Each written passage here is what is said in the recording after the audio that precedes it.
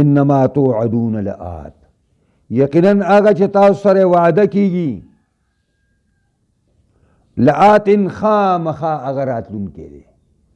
قیامت به قایمیږي او هلته به حساب کتاب کیږي، هلته به کامیابي او ناکامي وي، او د کامیابی په صورت کې جنت ته تلل دي او د ناکامۍ په صورت کې جهنم ته تلل دي. دا خامخا را روان دي او ډیر زر به راځي. جناب رسول الله صلی الله علیه وسلم د دواړو ګوتې مبارکې داسې کړې، انا والساعة کهاتین، زه او قیامت داسې ویني داسې. دا ګوته د دې ګوتې نه څونه مخکې ده؟ 2000 قیامت نه مخکې هم دا معنا. دیو جن پیغمبر خدا ته پیغمبر آخر الزمان وایي. پیغمبر خدا ټولو پیغمبرانو آخري پیغمبر دی.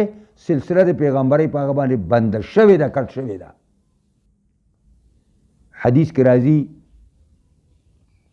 چې دا زه هغه آخري خښت یم د پیغمبرۍ د هغه ایوان او د هغې هوس نه، زه یوه آخري خښت یم. یو سړي آبادي سازه کړي او د یو خښتې ځای پکې پرېښی، خلک په دې چکر لګوي او وایي هلکه ډېر ښایسته آبادي کړې ده، هی دا یو ځای اوس پکې نیمګړی دی.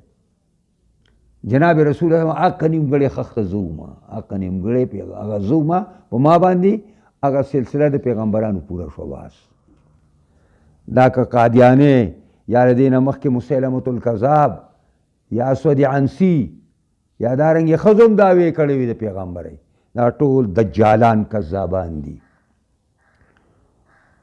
وما انتم بمعجزین، نه تاسو کمزوري کوونکي الله لره.